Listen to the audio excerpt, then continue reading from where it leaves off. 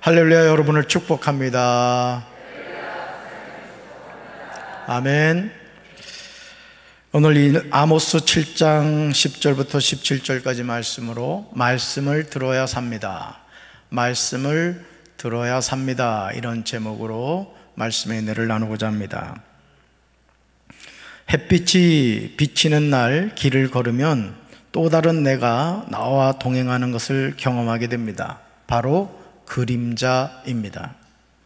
그림자란 낱말에는 세 가지 의미가 있습니다. 첫째, 물체가 빛을 가려서 그 물체의 뒷면에 드리워지는 검은 그늘. 두 번째, 물에 비쳐 나타나는 물체의 모습. 세 번째, 사람의 자취 등입니다. 그림자는 실체가 아닙니다. 그림자는 그림자일 뿐입니다. 그러나 안타깝게도 우리는 짧고 짧은 삶의 여정에서 실체가 아닌 그림자를 붙잡고 살 때가 많습니다. 자신은 인생을 지혜롭게 살고 있다고 생각하지만 자세히 살펴보면 실체가 아닌 그림자를 붙잡고 그것이 인생의 전부인 줄 착각합니다. 우리는 이런 모습을 주변에서 많이 보게 되죠. 외형적으로는 성공했지만 내면적으로는 실패를 합니다. 제가 어젠가 참 재미있는 기사를 봤어요. 남편이 이 로또 사는 거를 아주 좋아했다 그래요. 로또. 제가 오늘 재무부 가서도 우리 강 장로님한테 로또를 좀 사시라 그랬어요. 돈 쓸 데가 많다고. 근데 이 남편이 이제 로또를 샀더니 아내가 맨날 핀잔을 준 거예요. 그거 산다고 되냐? 그게 여러분 참 말이 중요한 거야. 그 남편이 로또 살 때 그래도 여보 한번 번호 이거 한번 해봐 이러면은 얼마를 받는다네요. 같이 이야기 의논해서 로또를 사잖아요. 그러면은 그게 일정액을 받을 수 있다는 거야. 근데 맨날 핀잔을 한 거야. 그게 되겠냐? 돈만 쓴다. 이제 그랬다는 거죠. 그런데 놀랄 준비하세요. 10억이 됐대요. 이제 우리 식구들이 이제 막 로또 사게 생겼어. 자, 이제 그런데 이제 문제가 뭐였냐면 10억이 아니에요. 10억이 아니야. 20억. 더 놀래야 돼. 20억. 몇 억? 20억이 된 거예요. 그러니까 이 형이 참 착한 사람이었던 것 같아. 저같이. 그 20억이 되니까 이 사람이 동생이 좀 어렸나 봅니다. 5억을 주겠다고 한 거예요. 5억을. 우리 아내분들이요, 남편이 시동생한테 5억을 주면 아멘? 아멘 아무도 안 하잖아. 그래가지고 그걸 가지고 이제 부부싸움을 하다가 결국은 이제 이혼을 한 거예요. 이혼을 했는데 소송을 걸었는데 한 푼도 못 받았대요. 그러니까 로또 살 때는 항상 남편 옆에서 뭔가 말 한마디를 해야지 이제 받게 된다는 거죠. 자, 뭘 말씀드리려고 하냐면 외형적으로는 성공했지만 내면적으로 실패하는 사람들이 많아요.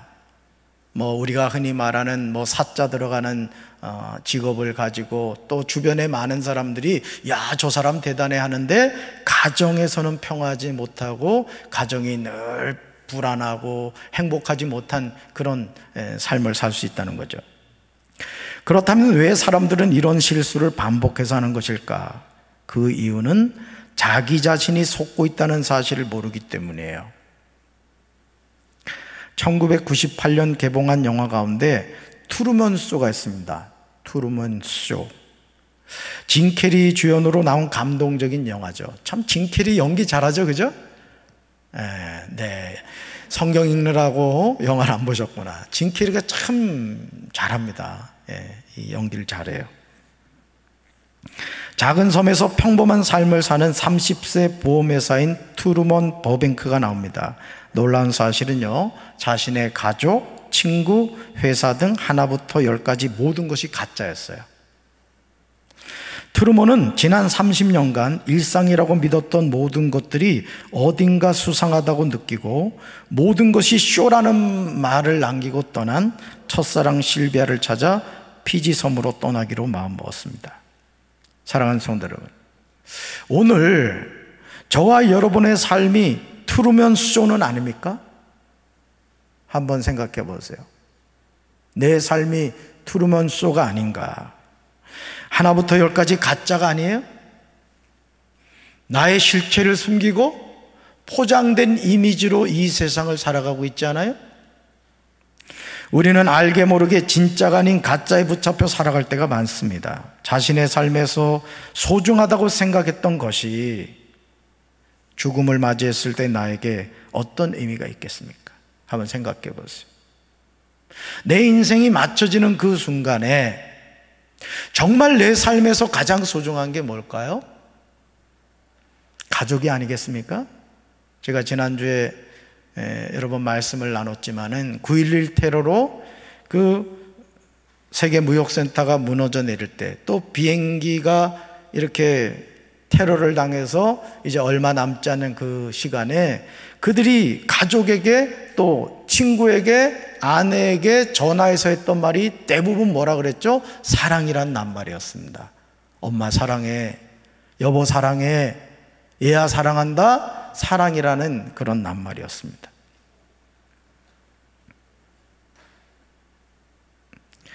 자신의 삶에서 소중하다고 생각했던 것이 죽음 앞에서 과연 어떤 의미가 있을까요? 그 상황이 돼서야 후회하게 되면 얼마나 고통스럽겠어요. 저희 어머니도 아버지가 돌아가신 이후에 제가 시골에 가면 가끔 하시는 말씀 가운데 하나가 아버지에 대한 그리움을 얘기를 하세요. 제가 볼 땐 뭐 그렇게 훌륭한 남편은 아니었거든요. 그런데도 먼저 떠난 남편에 대한 그리움을 갖고 계시더라고요. 아마 여기 계신 분들 가운데 남편이 먼저 세상을 떠나셨거나 또 아내가 먼저 세상을 떠나신 분, 심지어 사랑하는 자녀가 먼저 떠나신 경우에는 그 그리움을 가지고 있을 거예요.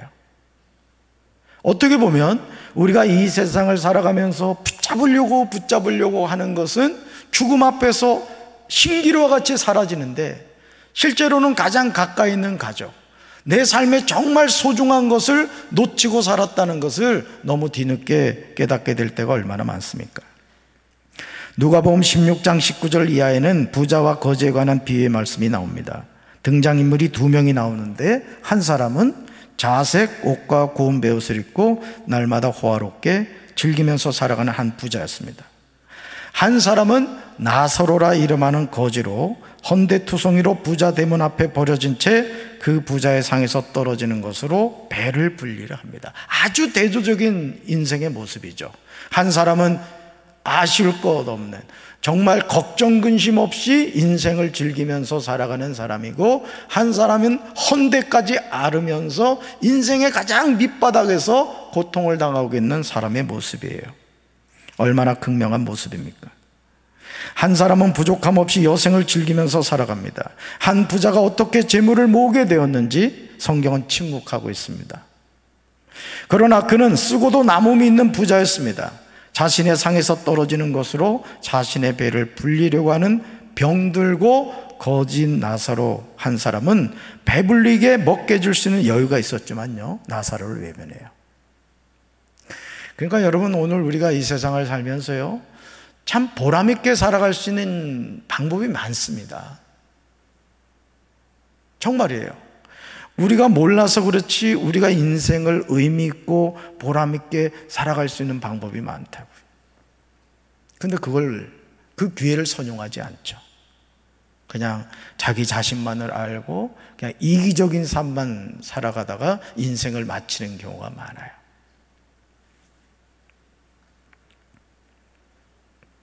한 부자에게서 그 어떤 긍휼의 마음도 보이지 않습니다. 저는 우리 사랑하는 성도 여러분들이 주변에 있는 사람들을 살펴보며 살아가게 되길 주님의 이름으로 축원합니다. 네. 혼자 다 먹지 말고 주변에 있는 사람하고 나누어 먹으면 다이어트도 되고 건강도 되고 얼마나 좋아요. 콩 한 쪽이라도 나눠 먹으면 정이 생기거든요. 주변을 살피는 인생이 되셔야 돼요. 그래서 여러분도 부자 되셔야 돼. 아멘. 아주 그냥 떼부자가 되시라고 그냥. 네. 그래서 여러분이 하나님이 주신 그 물건을 가지고 정말 인생을 멋지게 한번 살아보란 말이에요. 얼마나 멋있어요. 인생을 멋있게 살려면요, 한도 끝도 없습니다. 하나님의 자녀는 그런 삶을 살아야 돼요. 할렐루야. 사랑하는 성도 여러분, 한 부자가 붙잡았던 실체는 뭐죠?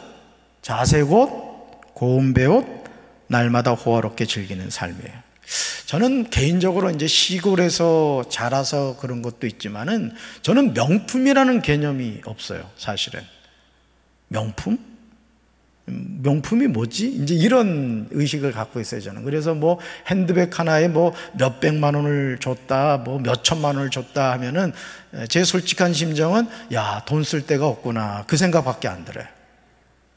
차라리 그냥 가죽 가방, 쌈재 가면 싸거든요. 그냥 그런 거 하나 사고 나머지 돈 가지고 가난한 사람을 섬기고 하면은 천국 창고에 쌓일 텐데 왜 저거 가죽으로 얼마 되지도 않는 걸 가지고 그 비싸게 살까, 이런 생각이. 물론 그걸 쓰는 분을 제가 욕하는 건 아닙니다. 더 보람된 것이 무엇인가, 이것을 한번 생각해 보자라는 거예요. 자, 한 부자가 붙잡았던 실체가 뭐라고요? 자색옷, 또요 고운 배옷, 날마다 호화롭게 즐기는 삶이었어요. 그러나 죽음은 이 모든 것을 내려놓게 하였습니다. 그리고 죽음을 맞이하게 되었을 때 한 부자에게 주어진 것은 음부에서 고통 중에 눈을 들어 아브람과 그의 품에 있는 나사로였어요. 얼마나 역설적입니까? 그러니까 우리의 삶에 지금 죽음이 성큼성큼 다가오고 있다. 여기서 죽음을 피해갈 수 있는 사람은 아무도 없어요. 우리가 내일 죽을지, 한 달 후에 죽을지, 1년 후에 죽을지 알 수 있는 사람이 있다 없다? 없어요. 태어나는 순서는 있어도 가는 순서는 없다는 거죠. 사도 바울은 에베소서 2장 2절에서 우리에게 영적인 비밀을 알려주고 있습니다. 같이 읽습니다. 그때 너희는 그 가운데서 행하여 이 세상 풍조를 따르고 공중의 권세 잡은 자를 따랐으니 곧 지금 불순종의 아들들 가운데서 역사하는 영이라. 아멘. 사람은 눈에 보이는 것만을 인정하려고 합니다. 그러나 이 세상에는 우리 눈에 보이지 않는 것들이 많이 있어요. 저와 여러분이 예수 그리스도를 영접함으로 죄 사함을 받아 하나님의 자녀가 되기 전에 우리는 허물과 죄 가운데서 이 세상의 풍조를 따라 살고 공중의 권세를 잡은 통치자, 곧 지금 불순종의 자식들 가운데서 작용하는 영을 따라 살았습니다. 바울이 말하고 있는 실체가 무엇인지 잘 분별하시길 바라요. 이 세상 풍조는 우리를 교묘하게 속입니다. 공중의 권세 잡은 통치자인 마귀는 지금도 이곳저곳을 두루다니며 삼킬 자를 찾고 있어요. 지금도 불순종의 자식들 가운데서 작용하는 영은 하나님의 자녀를 미혹하여 멸망의 구렁텅이로 이끕니다.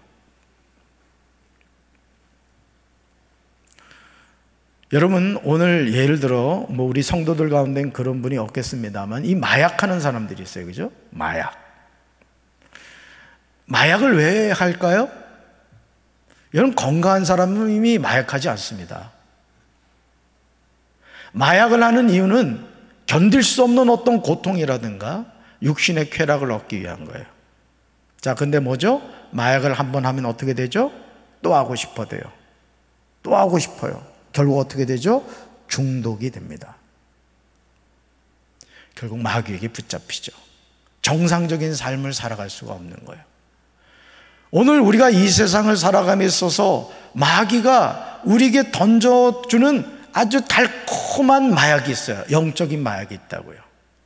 우리가 이것을 분별하지 못하면 그 그림자를 붙잡고 결국은 인생을 비참하게 마치게 되는 것을 보게 됩니다. 바울이 말하고 있는 실체가 무엇인지 여러분 잘 분별하셔야 돼요.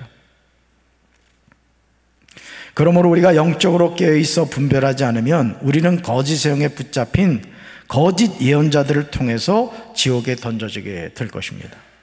아모스 7장 10절부터 17절에 나오는 두 사람은 베델의 제사장 아마샤와 선지자 아모스의 대결은 이것을 보여주고 있어요. 여러분, 빛 좋은 개살구라는 말이 있죠. 빛 좋은 개살구.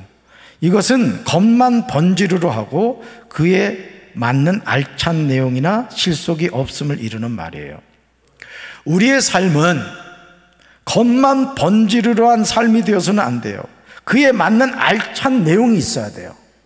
그러니까 우리가 신앙생활 하면서도 항상 주님과의 깊은 영적 교제를 통하여 우리가 성령으로 충만해야 돼요. 빈 수레가 요란합니다.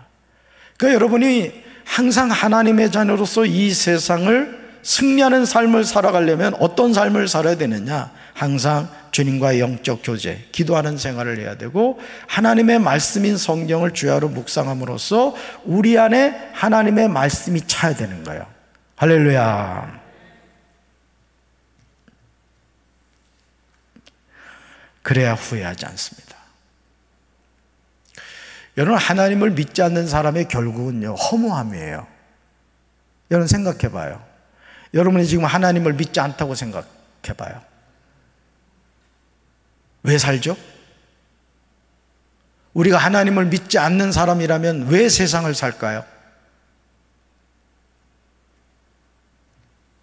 결국은 인생의 자아실현이라고 얘기를 합니다. 그처럼 자아실현해서 뭐 하죠? 여러분, 이 세상에서 우리나라에서 가장 성공한 사람이 누구예요? 대통령 아니에요? 근데 우리나라 대통령 된 사람들이 행복해요? 대통령 되면 반드시 어디 가요? 감옥 가잖아요. 행복하지 않아요. 뭘 말해주고 있죠? 아, 그렇구나. 그림자구나.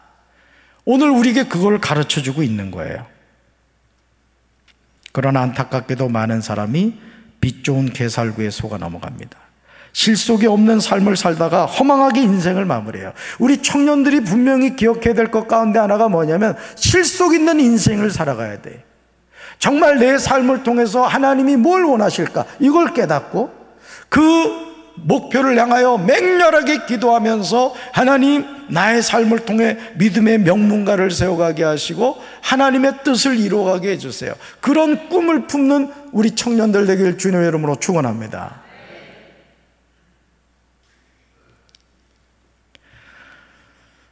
지금 여러분의 삶은 어떻습니까? 혹시 빛 좋은 개살구 아니에요? 아모스 7장 10절에서 베델의 제사장 아마샤가 이스라엘의 왕인 여로보암에게 사람을 보내서 말하고 있는 내용을 주목해 보시기 바라요. 여러분, 아모스 7장 10절 하반절입니다. 같이 읽습니다. 아모스가 이스라엘 나라 한가운데서 임금님께 대한 반란을 선동하고 있습니다. 그가 하는 모든 말을 이 나라가 더 이상 참을 수 없습니다. 아멘. 얼마나 웃기는 말이에요. 베델의 제사장 아마샤는 명백하게 거짓말을 하고 있습니다. 참 이상한 건요, 제가 지금 이제 예레미야를 읽고 있는데 이 예레미야서를 이렇게 읽어보면요, 항상 그렇습니다. 우리가 살아가는 이 세상은요, 참과 거짓의 싸움이에요.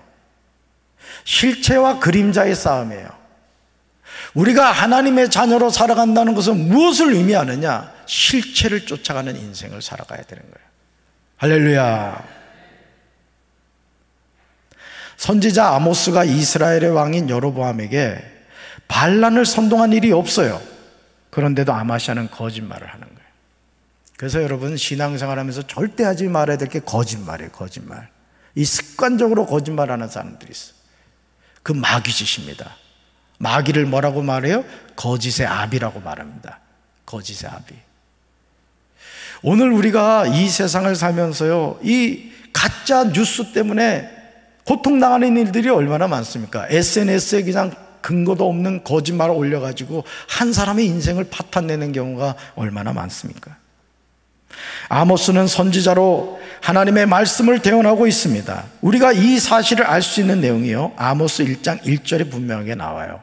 자, 말씀 같이 읽습니다. 유다 왕 우시아의 시대, 곧 이스라엘 왕 요아스의 아들 여로보암 시대 지진전 2년에 드와 목자 중 아모스가 이스라엘에 대하여 이상으로 받은 말씀이라. 아멘. 이 빨간 글씨가 중요해요. 아모스가 이스라엘에 대하여 뭐로 받은 말씀이라? 이건 누가 주신 말씀이라는 거예요? 하나님이. 그러니까 아마샤의 말이 맞아요? 아모스의 말이 맞아요? 아모스의 말이 맞는 거예요.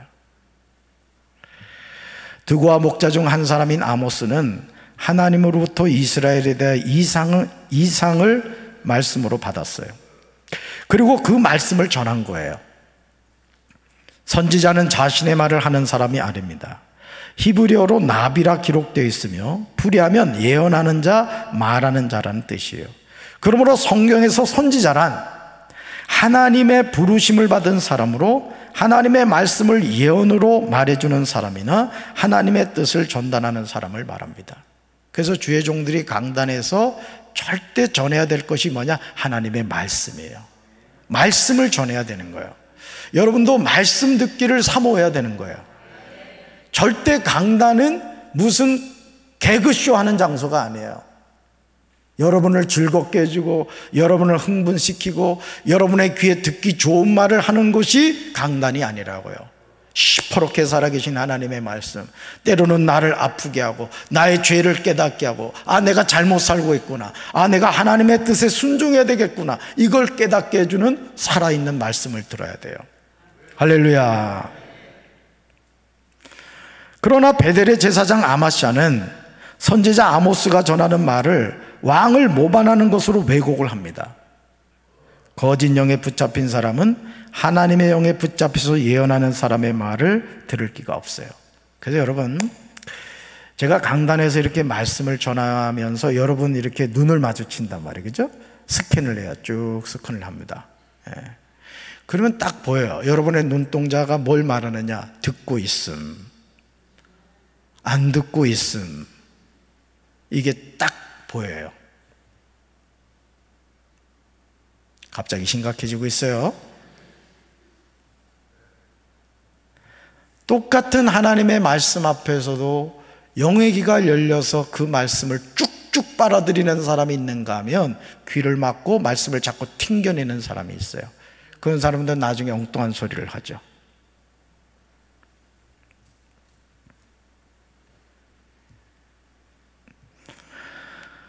여러분, 거짓의 영에 붙잡힌 사람은요, 하나님의 영에 붙잡혀서 예언한 사람의 말을 듣지 못합니다. 귀가 없어요. 귀가 없으니까 듣지 못하죠. 아모스 7장 11절 말씀입니다. 같이 읽습니다. 아모스가 말하기를 여로보암은 칼에 죽겠고 이스라엘은 반드시 사로잡혀 그 땅에서 떠나겠다 하나이다. 아멘. 제사장 아마샤가 하는 말을 주목해 보시기 바라요. 그는 이스라엘의 왕인 여로보암에게 사람을 보내서 말하는데 선지자 아모스의 예언을 아모스 자신이 말한 것으로 폄하합니다. 그래서 아모스가 말하기를 이렇게 표현하고 있어요. 하지만 아모스가 예언하는 내용은 아모스 자신의 말이 아니죠. 하나님이 그에게 전해주신 말씀이에요. 아모스가 이스라엘에 대하여 이상으로 받은 말씀이라고요.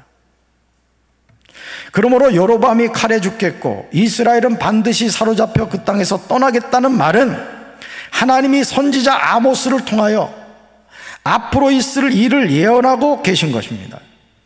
우리가 영적으로 분별하지 못하면 귀가 있어도 듣지 못해요. 눈이 있어도 보지 못합니다. 이런 안타까운 상황에 빠져 있는 영혼들이 얼마나 많이 있습니까? 오랜 동안 신앙생활을 해도 예수가 누구신지, 내가 왜 예배를 드려야 하는지, 내가 왜 기도를 해야 되는지 이 사실을 알지 못하고 종교 생활을 하는 경우가 많다는 거예요. 저는 존 웨슬리 목사님에 대한 그 논문을 쓰면서 제가 충격을 받은 게 그거였어요. 아주 몸부림을 칩니다. 어머니 수산나 웨슬리를 통해서 어릴 때부터 철저하게 훈련을 받아요. 그럼에도 그가 주님을 만나질 못했어요. 여러분, 불편하게 들릴지 모르지만 여러분 자신을 지금 점검해 보세요. 나 하나님 만났나? 나 구원의 확신이 있나? 나 지금 죽어도 천국 갈 수 있나? 자신을 확인해 보세요.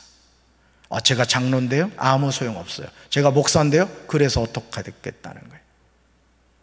천국은 절대 직분으로 가는 게 아니에요. 예수님 만나야 되고 죄사함 받아야 되고 천국 백성 돼야 됩니다. 할렐루야.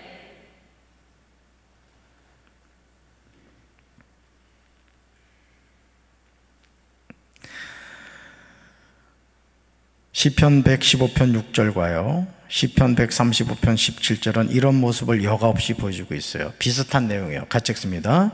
귀가 있어도 듣지 못하며 코가 있어도 냄새 맡지 못하며, 그 다음요, 귀가 있어도 듣지 못하며 그들의 입에는 아무 호흡도 없나니. 아멘.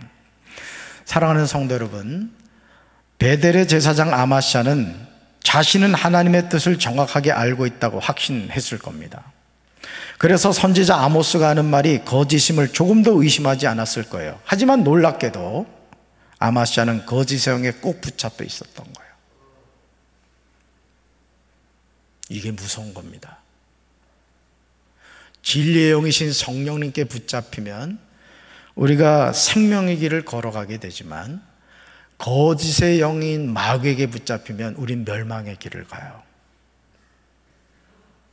사울 왕이 여호와의 영에 붙잡혔을 때 예언을 했습니다. 하나님의 뜻에 순종하며 살았어요. 그러나 그가 불순종하는 삶을 살았을 때 악령이 임했습니다. 미쳐버렸어요. 오늘 이 땅에 많은 사람들이 하나님의 영에 붙잡힌 것이 아니라 마귀의 영에 붙잡혀 살아가는 경우가 많아요. 저는 우리 사랑하는 성도 여러분들이 하나님의 영에 붙잡혀 받아 살아가게 되길 주님의 이름으로 축원합니다. 선지자 아모스는 사사로운 감정으로 여로보암에 관하여 예언한 것이 아닙니다. 이스라엘의 미래에 관하여 예언한 것이 절대 아니에요. 아모스 7장 14절에서 자신의 정체성에 관하여 솔직하게 고백하죠. 뭐라고 말하죠? 나는 선지자가 아니며 선지자의 아들도 아니라 나는 목자여 뽕나무를 재배하는 자로서 양떼를 쳤다고 솔직하게 고백하고 있습니다.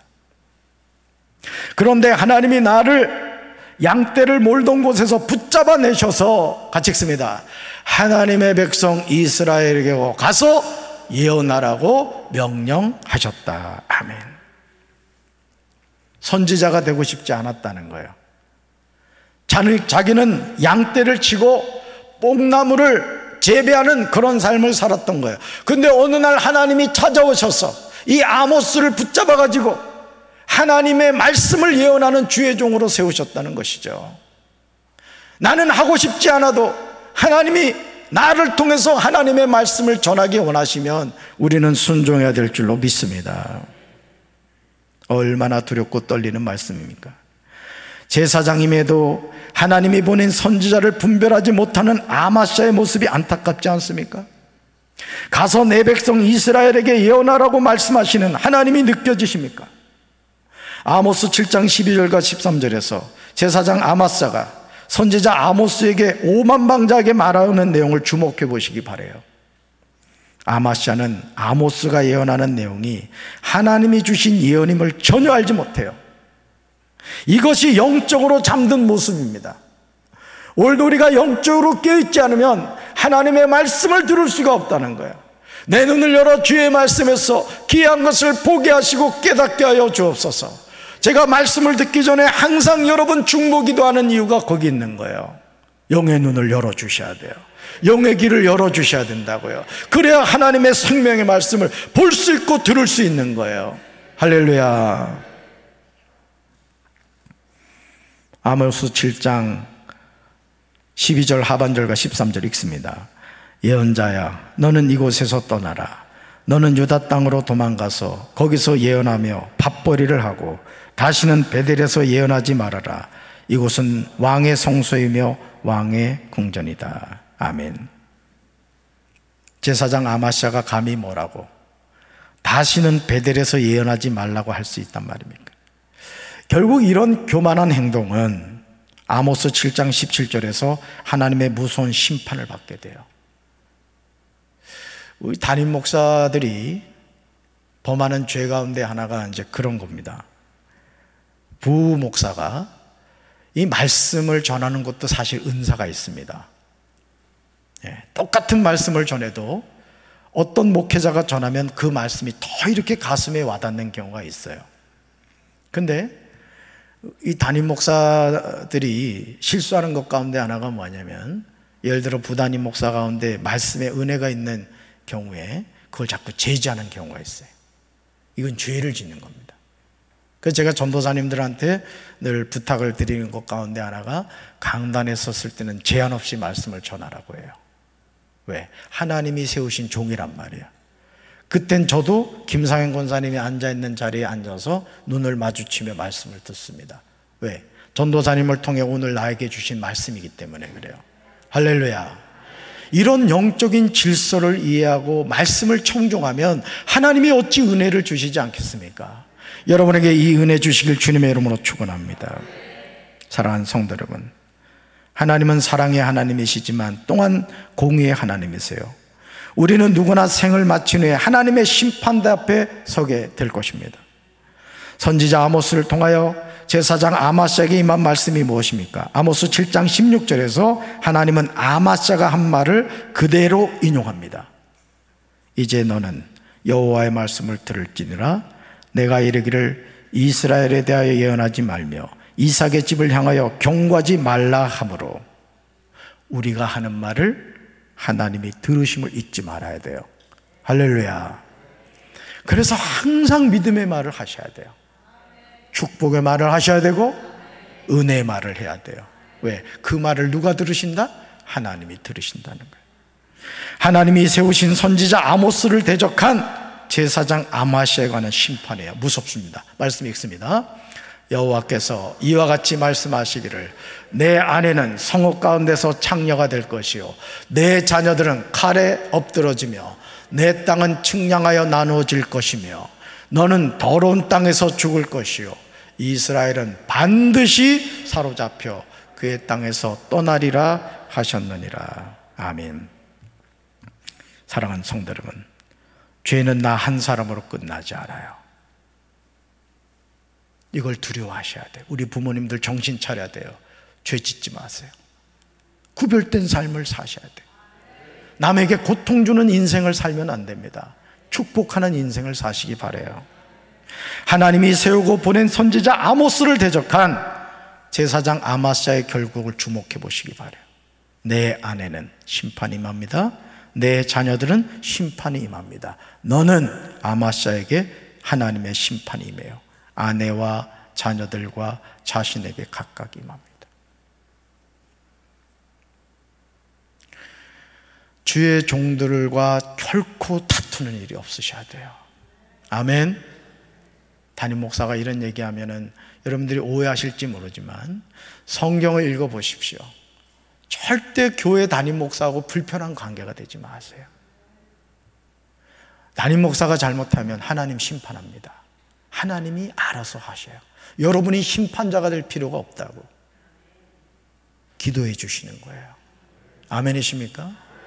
오늘 한국의 많은 교회가 문제가 일어나는 이유가 뭔지 아십니까? 하나님 노릇을 하려는 성도들이 있어. 하나님 노릇을 하려고 그래요. 담임 목사를 대적하고 또 중직들을 대적하고 그냥 교회를 아주 그냥 풍비박산을 만들어요. 마귀의 놀이터를 만들죠. 결국 심판받고 맙니다. 그런 가정이 되지 마세요. 축복받는 가정 되시길 바랍니다. 그러시면서요, 아모스 7장 11절 하반절에 나오는 아모스의 예언을 그대로 인용하고 계세요. 뭔 얘기죠? 아모스의 예언은 내가 준 예언이다. 이걸 보여주시는 거예요. 이스라엘은 반드시 사로잡혀 그의 땅에서 떠나리라. 우리는 하나님의 이 말씀을 통하여 선지자 아모스의 예언은 아모스 자신의 말이 아님을 분명히 알게 됩니다. 그래서 말씀을 전하는 목회자들은 강단에서 하나님의 말씀을 가감없이 전해야 되는 거예요.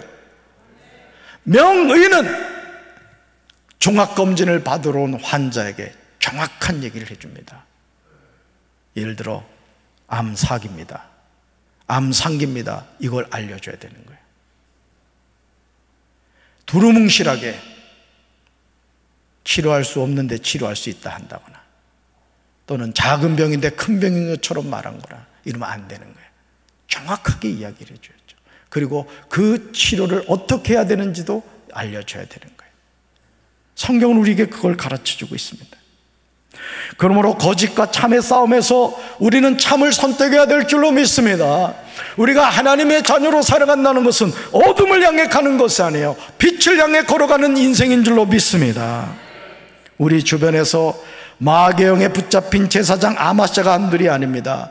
거짓의 영에 붙잡혀서 그럴싸하게 이야기하지만은 결국 그 전하는 말씀 자체가 하나님의 말씀이 아니라 인간의 철학에서 나온 말씀이라거나 하나님의 뜻과 무관한 이 제사장 아마스와 같은 거짓말을 전하는 경우가 있다는 거예요. 아프고 고통스러워도 우리는 하나님이 보내신 선지자를 통한 예언의 말씀을 들어야 될 줄로 믿습니다. 그러기 위해서는 영의 귀가 열려야 돼요. 영의 눈이 열려야 된다고요.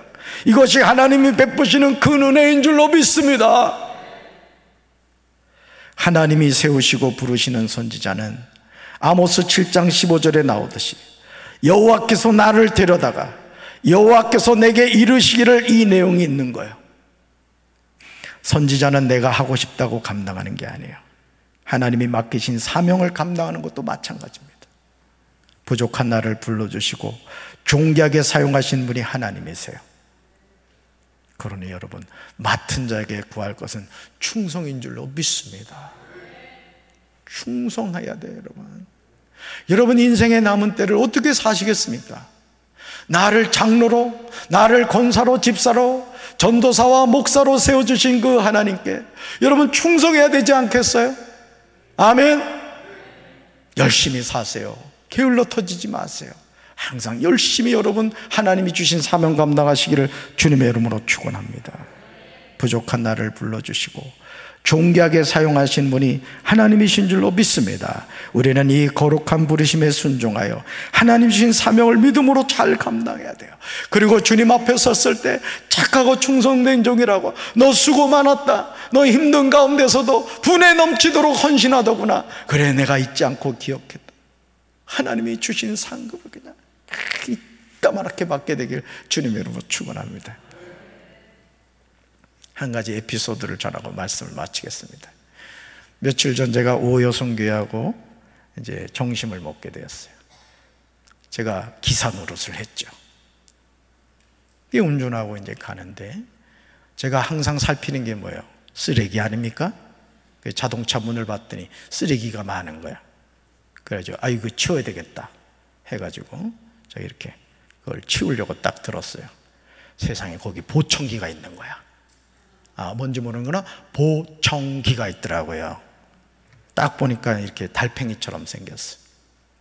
그러면서 딱 기억나는 게 우리 유동희 권사님이 보청기 잃어버려가지고 그때 막 고생하셨거든요. 그래서 전도사님한테 주면서 꼭 권사님한테 연락드려서 전해드리라 이렇게 했어요. 알고 봤더니 엄청 비싼 거더라고요. 그랬더니 우리 권사님이 오늘 과일 상자를 들고 오셨어. 할렐루야. 우리가 주님이 주신 사명을 감당할 때 공짜가 없어요, 여러분. 이 땅에서 아무리 애쓰고 노력해도 결국 우리 인생이 뭡니까? 한 줌의 흙으로 돌아가죠. 그러나 영원한 하나님의 나라에 우리가 섰을 때 주님이 썩지 않는 영광의 면류관을 우리에게 주실 줄로 믿습니다. 우리 사랑하는 성도들, 이 큰 상급 받으시는 축복된 삶을 사시기를 주님의 이름으로 축원합니다. 가슴에 손 얹겠습니다. 하나님 아버지, 우리가 이 땅을 살아가면서 과연 무엇을 위해서 살아갑니까? 베델의 제사장 아마샤는 거짓 예언을 하였습니다. 하나님이 세우신 하나님의 선지자 아모스의 예언이 거짓이라고 했습니다. 자신이 거짓의 영에 붙잡혀 있다는 사실을 알지를 못했습니다. 오늘 이 땅에 많은 사람들이 마귀의 영, 거짓의 영에 붙잡혀서 그림자와 같은 것을 붙잡고 살아갑니다. 과연 우리는 무엇을 붙잡고 있습니까? 주님, 믿음의 실체가 되시는 예수님의 손 꼭 붙잡고 우리의 남은 생에 주신 사명 잘 감당하며 살아갈수록 축복하여 주시옵소서.